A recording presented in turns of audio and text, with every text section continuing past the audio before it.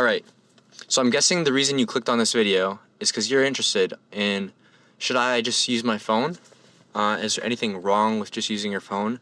Or should I buy a camera and take that next step in my videography skills? And I think the short answer is, it really depends on you.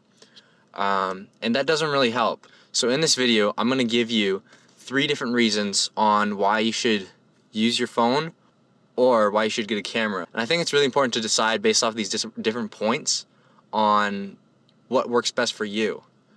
So that just brings me to point number 1, and that would be, what does your budget look like? I think this is a really standard and straightforward question, but really, what does your budget look like? Do you have a part-time job and you're struggling to just pay the bills?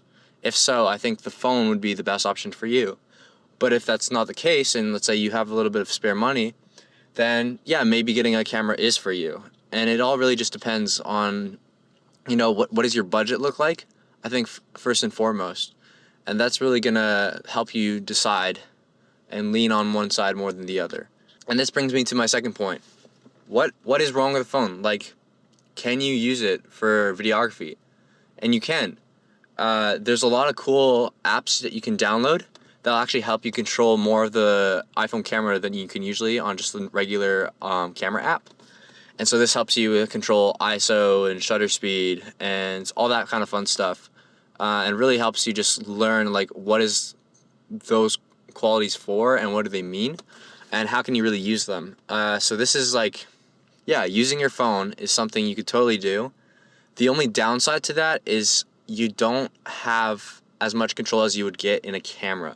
So there's things like, I believe, aperture that you can't control on your phone that you can control on the camera, and just little things like that that aren't really within the iPhone camera. So it just means that the iPhone does have qualities that you can control that a camera has, but not as much. So it kind of limits you a little bit. And I think finally, what does your skill set look like? Have you been watching videos like this where, like, what is in a camera and what can I learn from it? It really just depends on your skill as well. I think it's a really good thing to consider. If you have a little bit of skill and you've kind of dibble-dabbled in the camera world a little bit, yeah, I think it'd be great to start and get your first camera. I know what I did was I was volunteering at my church for a couple of years, and I was helping out with their live video production, and I was helping out with their photography. And I really got to learn and just kind of go under the wing of the employees at the time there, and they really helped me out.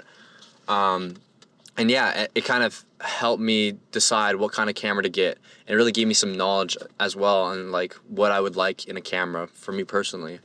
So I think it's a really good thing to consider. Like, what does your skill look like? If you're starting out, you don't know anything about cameras at all, that's totally fine.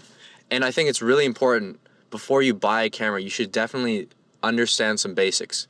So I will be posting more videos like this on my YouTube channel, and coming up I'll have a series on, if you're a beginner in videography, like, where do you start? And my series will kind of cover things like the light triangle and the rule of thirds and all these different video techniques that go into filmmaking, and I think it's really important to understand that.